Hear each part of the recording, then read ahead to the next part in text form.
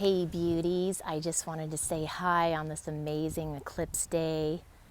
I am in Kihei, Maui, where I live, and where many of you have visited me and had sessions.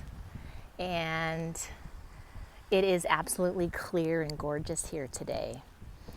So I wanted to give you plant a little seed, and that is that I remember hearing from a spiritual friend that the collapse of duality is necessary in order for us to ascend. Those of you who don't know the ascension word, you might just look at it as in order to evolve to the next level and the next version of yourself and of the planet. We're going to need to collapse duality, because duality is a concept of the lower energies. And I remember thinking, how am I supposed to do that? How do I get my head around that? And so I have since then gotten my head around it, at least a lot better than I did before. And I thought I would share that because what I am finding is that we have all had dark lifetimes and we've had lighter lifetimes. We've all done every kind of sin in some lifetime. And so that helps us bring ourselves into a non-judgment place, because we've all been there and done that. And it's part of the journey. Is the whole journey includes both. You have to go to the dark and the light, the night and the day, the male and the female, etc., to get the full experience and to understand it on a deeper level. So I know I have some friends, for instance, who addiction is a big problem and they're going downhill. And it kind of helps me deal with that in some way, because I accept the fact, or come to accept the fact, that they are doing their dark cycle right now. That they're choosing to go to the underworld and experience all that darkness and, that side of the wheel.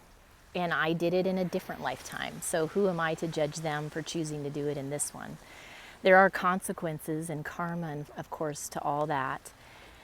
And one can certainly turn around and do a 360, but if they choose not to because they're on that path, then I'm choosing to honor that that's what they're doing this particular lifetime, and I'm choosing not to be a part of their lives because of that, because I don't really want to play with the fire anymore.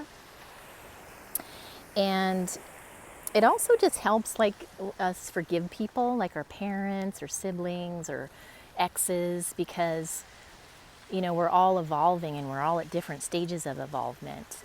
And so I just notice I've been able to kind of be more neutral and be able to collapse duality, knowing that anything that seems shadow or dark or that kind of thing actually ends up being fuel for the light, and it ends up working, whether it realizes it or not. It ends up serving the light in some way. The dark and the shadow, to me, is kind of like does the dirty work for the light, because sometimes we need someone to come get in our face before we actually get a concept, or we need someone to steal from us before we learn boundaries, or we need someone to display some kind of shadow behavior before we actually get the lesson, because then it teaches us how to handle it differently next time.